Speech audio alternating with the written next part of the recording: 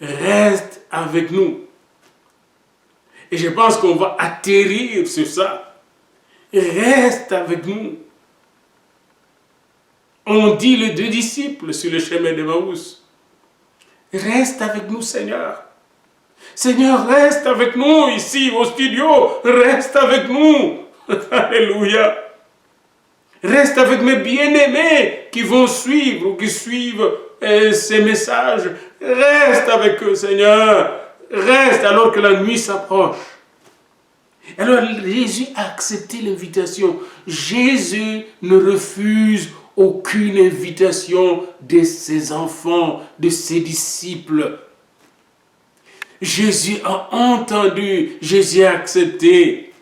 Jésus sait que c'est lui-même qui a dit « Demandez et vous recevrez » Matthieu 7,7. Alors là, Jésus entra dans la maison de ses disciples, les 2 disciples à Emmaüs. Je vous signale qu'on va s'arrêter, on s'arrêtera seulement à cette apparition. On va laisser les autres, on reviendra le vendredi prochain sur les autres apparitions, parce que cette apparition est capitale. Nous avons d'abord 2 choses que j'aimerais mentionner ici. Ces disciples étaient dans le doute et l'incrédulité. Leur Jésus était le Christ du frigo et de leur coutume. C'est le Jésus du frigo de la culture juive, c'est-à-dire le Messie qui devait venir instaurer le royaume terrestre des Juifs. C'est ce que j'appelle un Christ culturel, juif culturel. Mais c'est Jésus transcendait la culture juive. C'est Jésus qui est venu sauver les Juifs et tous les autres peuples de la terre. C'est Jésus avait un programme. Son programme était sauver le monde. Et là, il paraît à ses disciples pour ajuster leur théologie, pour corriger leur vision, pour leur donner la connaissance, l'illumination de la révélation de Dieu concernant la passion, la mort et la résurrection de Jésus. Et alors maintenant, quand ils entrent dans la maison, il se passe quelque chose de très important et que vous devez regarder verset 30. Pendant qu'il était à table avec eux, Jésus veut être à table avec vous. Pendant qu'il était à table avec eux, ce n'était pas la Sainte Seine, c'était un souper normal. Je pense qu'ils avaient demandé à ces grands théologiens qui étaient avec lui, ces grands docteurs qui venaient de leur enseigner la parole qui brûlait leur cœur, ils leur ont demandé de prier, de bénir le petit repas. Et alors qu'en exitant table, après avoir rendu grâce, il rompit le pain et leur donna le pain. Et là, quand il leur rompit le pain, c'est là que le simple repas devient Sainte Seine. Oh, alléluia! C'était un repas simple qui se transforme en Sainte Seine.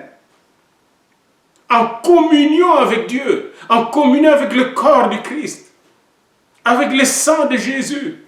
Quand Jésus rompt le pain et leur donne, leurs yeux s'ouvrent. Seigneur, ouvre nos yeux, ouvre nos yeux, ouvre nos yeux, Seigneur. Leurs yeux s'ouvrent. Et là, ils reconnaissent que c'est Jésus. Mais Jésus disparaît devant eux. Remarquez encore quelque chose ici. À qui il est apparu à ses disciples? Comment? Sur le chemin. Et puis, arrivé autour de la table, Jésus se montre à eux. Jésus veut non seulement marcher avec nous, il veut entrer dans nos maisons. Et je pense que pendant cette période difficile que traverse l'humanité, une des choses que Jésus veut faire, c'est pénétrer nos maisons, pénétrer nos cœurs, pénétrer nos vies et manger avec nous autour de nos tables. Et là, lorsqu'ils ont reconnu Jésus, eh bien Jésus a disparu de devant eux. Et ils se dirent l'un à l'autre, mais notre cœur ne brûle-t-il pas? Mais moi, mon cœur brûle, ton cœur aussi, oui. Quand il nous parlait, la parole de Dieu est un feu qui brûle nos cœurs, allume dans nos cœurs la lumière de la connaissance du Père et du Seigneur Jésus-Christ, son Fils. C'est un feu, c'est le feu du roi des rois qui allume en nous la connaissance du Père et la connaissance de notre Seigneur et Sauveur Jésus-Christ. Et bien aimés, ils ont réalisé que quand ils nous expliquaient les Saintes Écritures, notre cœur brûlait. Le feu de Dieu était là. Est-ce que vous recevez le feu de Dieu quand vous méditez les Saintes Écritures? Je dois vous le confesser même maintenant que je peux sentir le feu de Dieu dans ma vie. En méditant les Écritures saintes, je peux sentir qu'il est quelque part ici, le Seigneur, en train de me chauffer et de me réchauffer parce que j'ai besoin de sa chaleur. Alléluia. Alléluia. Bien-aimés dans le Seigneur, regardez ce qu'ils vont faire. Ils se lèvent maintenant, à l'heure même. Au lieu de dormir, ils retournent à Jérusalem très vite, très vite. Pour nous qui avons marché à pied quand nous étions enfants, nous savons que quand vous avez la bonne nouvelle, vous marchez plus vite que quand vous avez de mauvaises nouvelles. Ils ont accéléré. Et ils ont marché, ils sont allés trouver les 11. Et les 11 étaient enfermés dans la maison de peur. Ils étaient enfermés dans la maison de honte. Ils étaient enfermés dans la maison de crainte. Ils étaient enfermés dans la maison d'abattement, de tristesse, de deuil.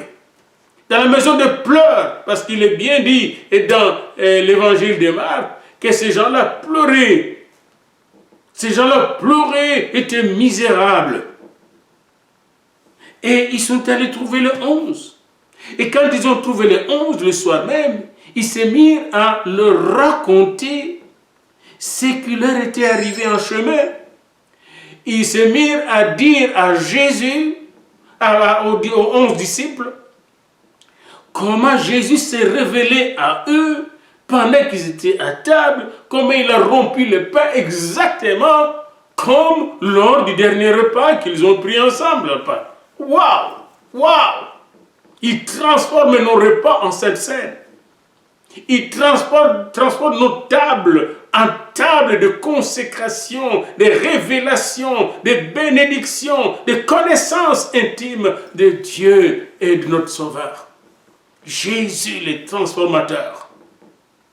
Et regardez dans la suite, bien-aimés. Et c'est là que je dis, restons avec les 2 disciples. Les 2 disciples sont allés évangéliser ou réévangéliser les autres parce qu'eux-mêmes ont été réévangélisés. Jésus est revenu pour réévangéliser et transformer radicalement ses disciples qui étaient apeurés, abattus, découragés. C'est pourquoi, bien aimé, quand je suis découragé, je cours vers Jésus. Il est le seul qui peut me remonter, bien aimé.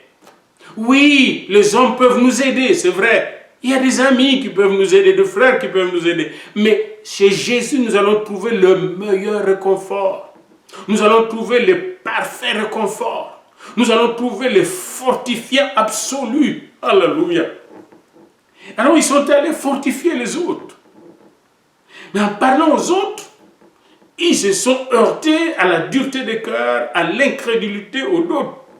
Ben voyons donc, vous étiez des disciples de seconde zone, nous étions des disciples de première classe. Nous sommes les apôtres.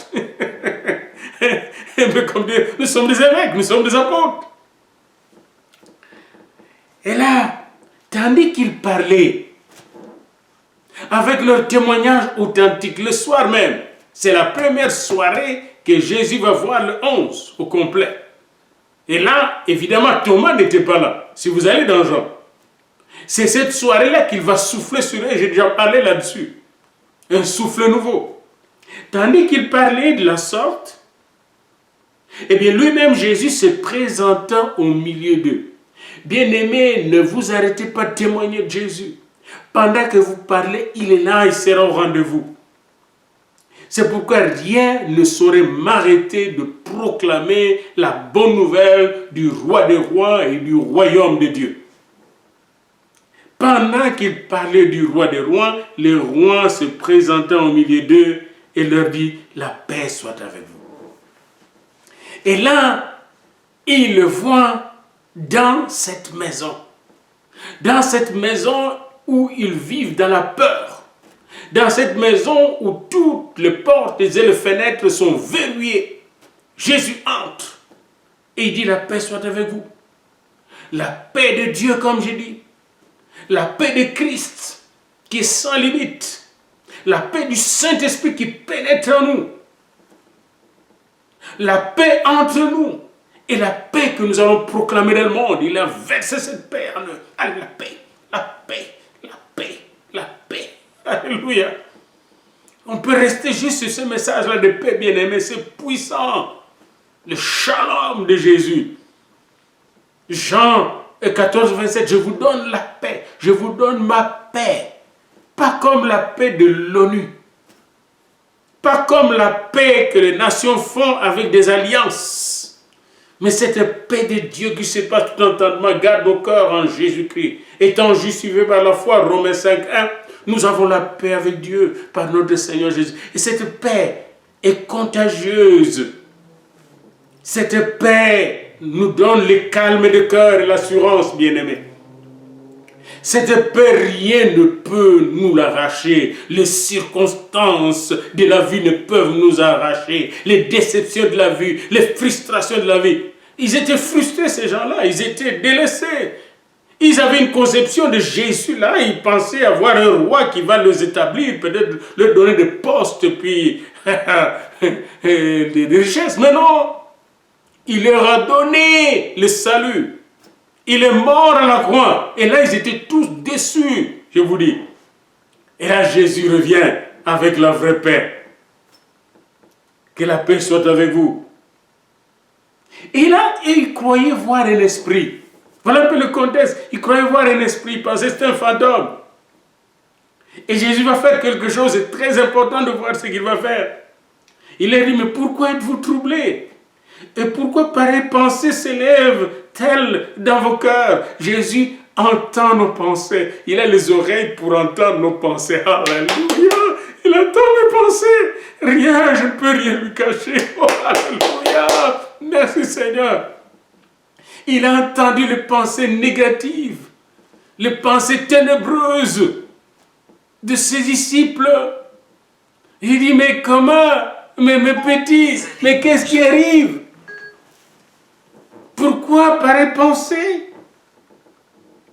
Voyez mes mains, mes pieds, c'est bien moi.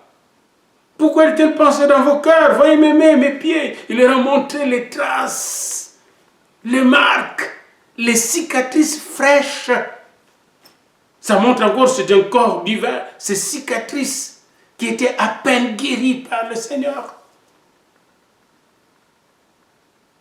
Peut-être qu'il y avait des traces de sang, on ne sait pas. Ces cicatrices sont encore là au ciel.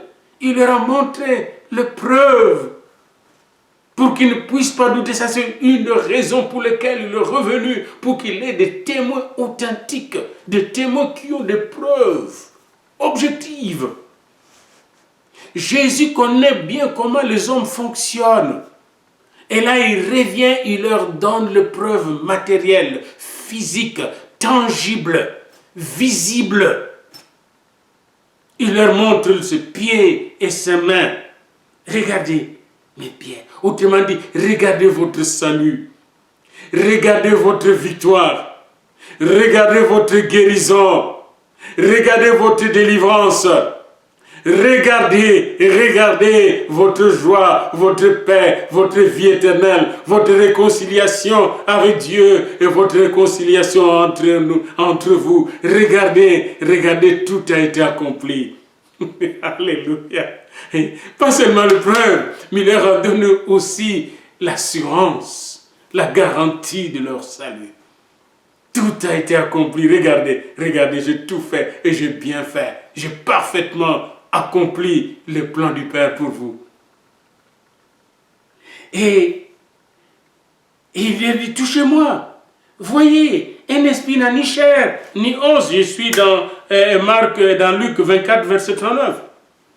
Un esprit n'a ni chair, ni os, comme vous le voyez. Donc Jésus est revenu avec de la chair et des eaux glorifiées, mais c'était là, touché. Les disciples pouvaient le toucher, les 11 pouvaient le toucher. Savez-vous que Jésus peut venir vous voir aujourd'hui et se faire toucher par vous? Alléluia. Oh, j'ai hâte de le voir un jour. Alléluia. Touché, je ne suis pas un esprit. Je ne suis pas un fantôme. Je suis plus réel même qu'un ange. Alléluia. Et en disant cela, il leur montra ses mains et ses pieds, verset 40. Et comme dans leur joie, ils ne croyaient pas encore, ils étaient pleins de joie, mais ils ne croyaient pas encore. Comment nous sommes? Je me vois moi-même. Comment nous sommes parfois joyeux, mais il y a un petit doute. Et Dieu comprend ton doute. J'étais content parce que quand il est venu me chercher, il a compris que j'étais un douteur, un sceptique, un agnostique. Et il m'a délivré de mes doutes, délivré de mes scepticismes. Il m'a démontré des choses. Beaucoup de choses que je ne dirai jamais, mais il m'a démontré, il m'a convaincu, il m'a transformé. Je ne serai pas là sans cette œuvre. Je suis un chef-d'œuvre de Jésus-Christ. Alléluia. Ça, je ne peux pas douter, bien-aimé. Je ne peux jamais douter de cela. Bien-aimés, dans leur joie, ils ne croyaient pas encore. Et ils étaient dans l'étonnement. Alors il leur dit, avez-vous ici quelque chose à manger? Oh, oh, oh!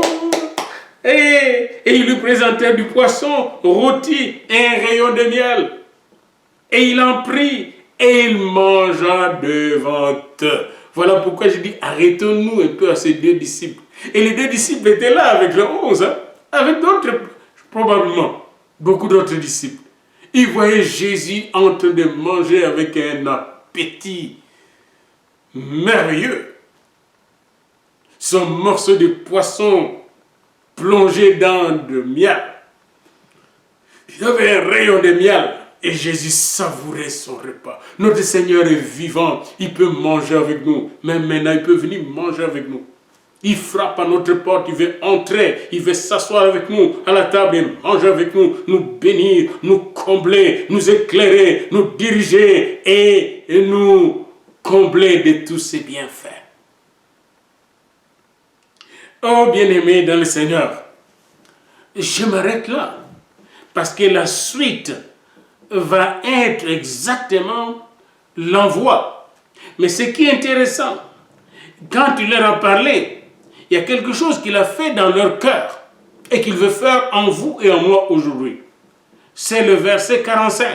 Après leur avoir donné un cours théologique encore là, depuis Moïse, les prophètes jusqu'au psaume, concernant le Christ, il faut voir le Christ depuis Genèse jusqu'à Apocalypse. Après cela, qu'est-ce qu'il dit? Pendant qu'il leur donne ce cours, verset 45, il leur ouvrit l'esprit.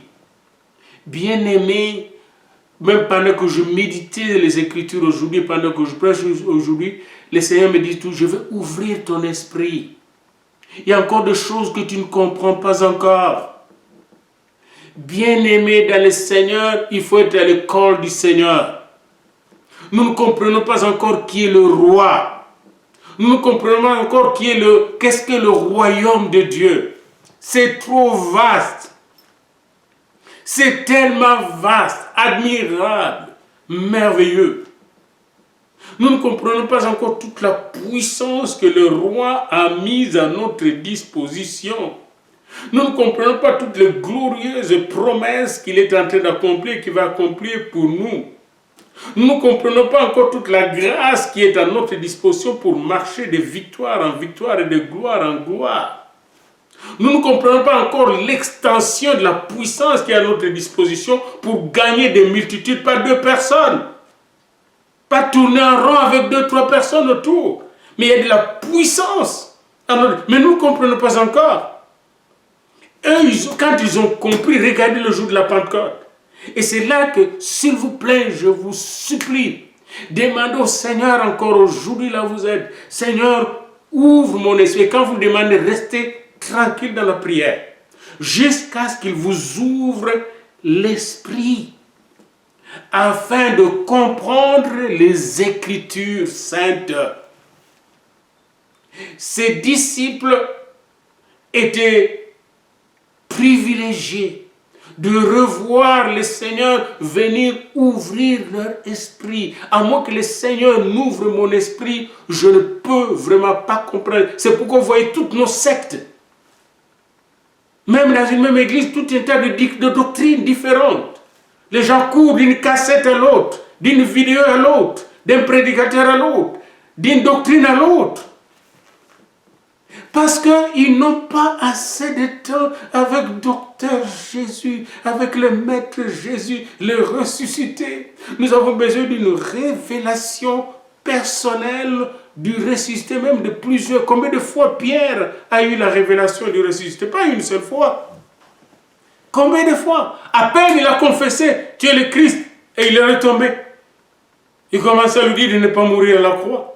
Et qu'est-ce que Jésus va dire? Arrière de moi, Satan. Une nouvelle compréhension. Là, il a compris qu'il y a Satan qui vient l'empêcher de comprendre les choses. Puis quand Jésus devait mourir, il dit, je vais mourir avec toi. Il dit, oh, Satan t'a réclamé pour te cribler comme on crible du froment. Et quand il était en prison dans Acte 12, il pensait qu'il rêvait, alors qu'un ange le faisait sortir de la prison. Bien-aimé dans le Seigneur, il y a des choses que nous ne comprenons pas encore, que le ressuscité veut nous révéler. Les deux disciples sur le chemin de Maús ont eu cette révélation. Ils ont transmis la révélation aux 11. Puis Jésus est entré lui-même pour chauffer la salle, pour chauffer la maison, pour chauffer la calotte, comme on dit chez nous ici au Canada. Et là, les disciples étaient réchauffés, renouvelés, transformés. Leur esprit était ouvert. Ils ont compris, commencé à comprendre les Écritures sous l'onction, la puissance du Saint-Esprit. Et c'est là que je clôture cette méditation. Saint-Esprit, je te remercie. Parce que nous tous qui participons à ce message, nous allons recevoir quelque chose aujourd'hui ou dans la suite, n'importe quel temps que vous écoutez cette vidéo. Je prie maintenant, par la puissance de Jésus-Christ, que votre esprit souffre à une nouvelle compréhension. Une compréhension des Écritures qui est donnée par Christ lui-même, sous l'onction du Saint-Esprit, afin que la puissance de la résurrection de Jésus puisse opérer une révolution en vous, en toi comme en moi, et pour que nous puissions marcher avec lui de gloire en gloire. Amen. Alléluia. Amen. Alléluia. Gloire au Seigneur. Alléluia.